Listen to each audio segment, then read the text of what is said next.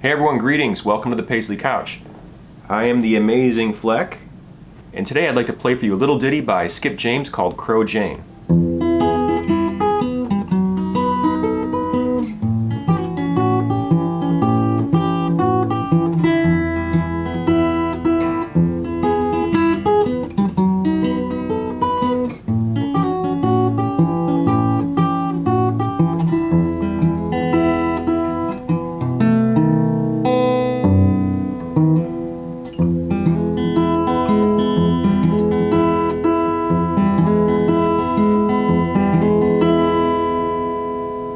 Of course put my own little spin on it, but that's the way I was taught to play the guitar, was to make it your own. Any song you play, put your own little twist on it. I got this guitar here from my Uncle Don. My Uncle Don passed away March 9th of 2010. He had a very, very profound impact on me. In fact, I wouldn't be here right now with this guitar if it wasn't for him. Not just because he gave me the guitar and he taught me how to finger pick and play the guitar, and he also taught me that song by Skip James, but also because he taught me how to believe in myself and have some more confidence in who I am. Yeah, he was a curious character, kind of the black sheep of the family. He never had any kids, never married, and he kind of ran with the wrong crowd of people, if you know what I mean. And if you don't know what I mean, he was struggling with addiction his whole entire life. And I didn't know about this addiction until I visited him.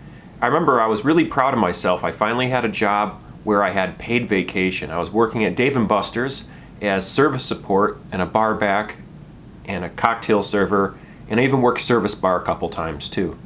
And I had some paid vacation, and I thought, maybe I'll go down to Sarasota, Florida and go visit some family down there.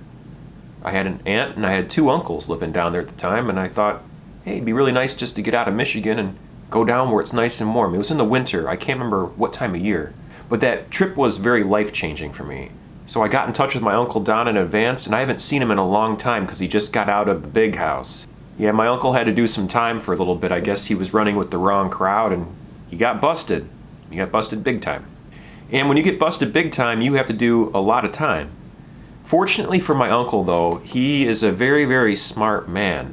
He went to court for what he was guilty of, and he managed to not lie about anything he did. He didn't rat out anybody or give up any names, but at the same time, he didn't lie when he was in court. I think there was about a dozen people who were involved in this thing, and I hate to be all vague about what happened, but I don't want to air my Uncle Don stuff, even though he has passed away. But I will say this, everyone else who was involved in this big bust that went down went to jail for life. And my uncle, because he understood the law and he passed the bar exam, he was a practicing attorney at one point, and he was also a certified public accountant as well. Anyways, because he understood how the law worked, he managed to go through the legal system without lying about anything, without ratting a single person out, and get put into minimal security on a military base, making furniture for high-ranking military officials. We can thank my grandfather for putting him in such a facility, because otherwise he probably would have been somewhere a little bit more hardcore. Anyways, when he finally got out of the joint, I was real excited to see him, because as a child growing up, Uncle Don was a big deal. Every family gathering we went to when he was around, he had a guitar and he was ready to play and entertain all the kids. He always had a big smile on his face and people were always happy to see him. He was very, very, very charismatic. Very, very kind fellow. He had a way with words. And he was just very, very handsome too. The ladies just couldn't keep their eyes off of him. He had these piercing blue eyes and slightly crooked teeth that added to his charm. And at the end of the day, he was quite the family man. Despite not being married or having any kids of his own, he really put a lot of value on family, especially in his later days after he got out of the joint. Now, I don't want to share too much more about my Uncle Don and his personal life. I think I probably said a bit too much already. But he played a big, big influence on me. I called my Uncle Don. I asked him if it was okay if I come down there and visit him for a week. And I took my paid vacation and I flew down there. When he picked me up from the airport, he was driving this really, really nice convertible. He had this amazing suit on. He just looked real sharp. Sharp as he ever has looked. And we went back to his house in Sarasota at Pondview Lane, I think it was called. A more or less modest kind of suburb in a nicer area of Sarasota. And on the way from the airport, I asked him, hey, do you listen to any music to break the ice? Because I haven't seen him in a long time, well over 10 years at this point.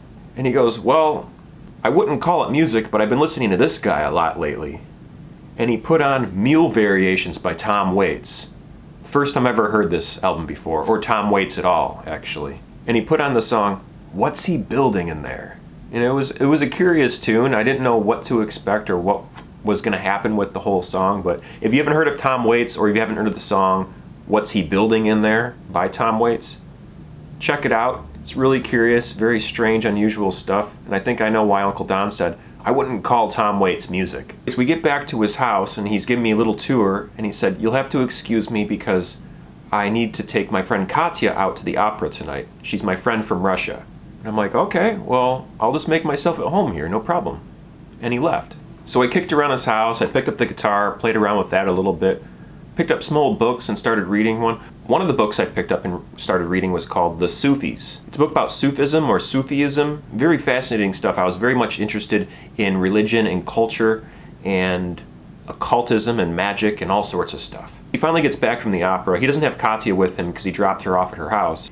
He sits down on the couch and relaxes and unbuckles his belt and lies back, and we start having a casual conversation about this and that.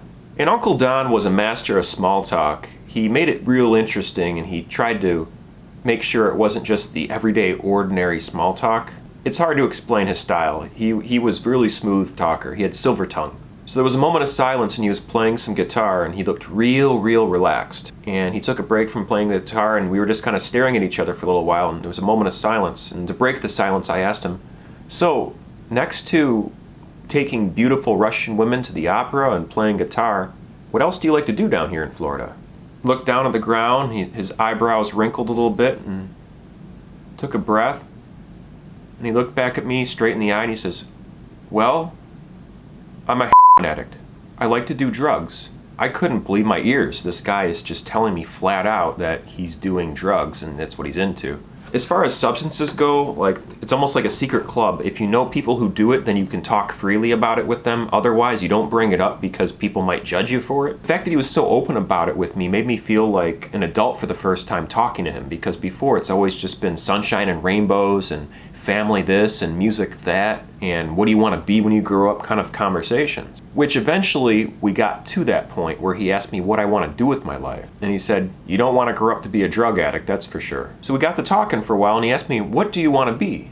And I said, "Well, I'm interested in becoming a clown, I think, actually. I'd like to go to clown college." And his eyes lit up. He's like, "Well, you're in luck. Here in Sarasota, Ringling Brothers Barnum and Bailey Circus has a clown college, and they practice down here in the winter." And I was like, wow, that's amazing.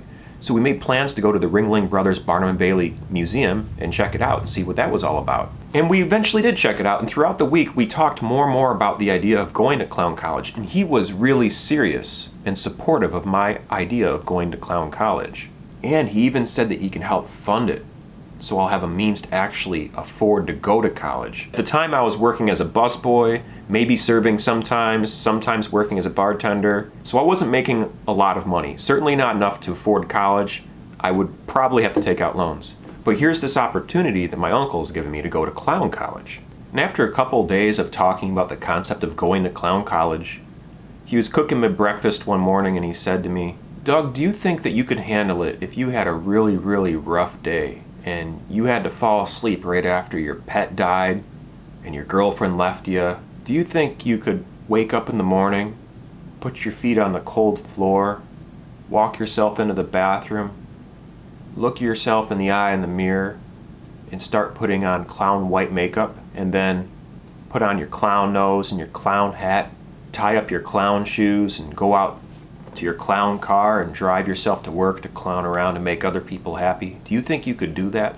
And that was a heck of a moment for me, the way he phrased it and the way he put it. I'm of course paraphrasing how he said it, but it really struck home for me. And I thought to myself, I really don't think I can do that.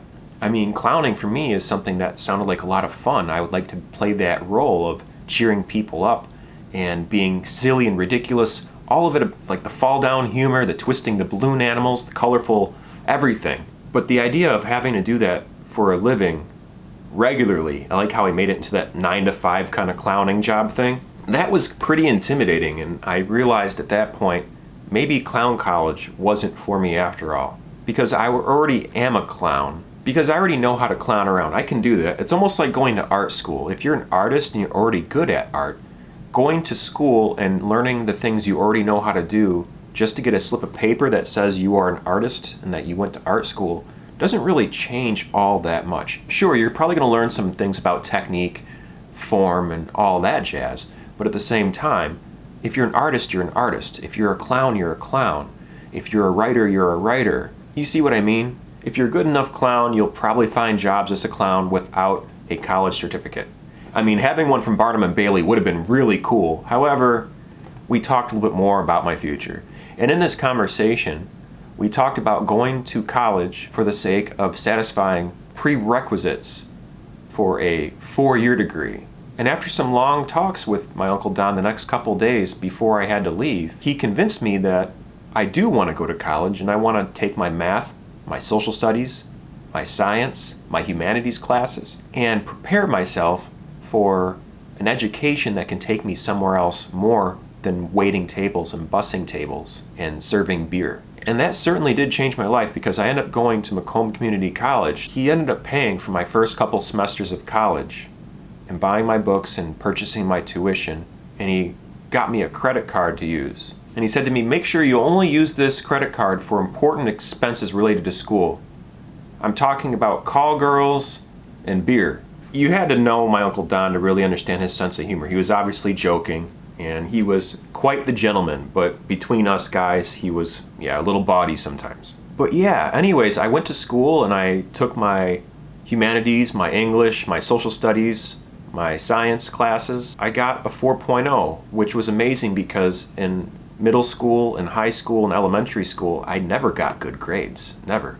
I was never a good model student. In fact, in high school, my goal was to get a D- so I can graduate with the lowest possible GPA that was allowable, which ended up backfiring on me. I don't recommend doing that to anyone out there. I wish I took education more seriously in high school because maybe I would be in a different place here today. But anyways, hindsight's 2020. The point is that I started going to school and I kept going to school. I went to college from 2005 all the way to 2010, and I eventually got my associate's degree, which was amazing because I was the first one in my family to actually graduate with a college degree. It was just an associate's, but it was something. It was a piece of paper showing that I did it. And I did it well. I graduated summa cum laude, 3.76. And one of the things that really helped me along my path in college was my Uncle Don. He would call me up and check on me regularly and say, I'm rooting you on. I'm cheering you on. And he said something to me at one point that really, really hit home right here. He said, Doug, because you're going to college and I'm paying for it, I can't afford my drugs anymore. Keep doing what you're doing, you're helping me.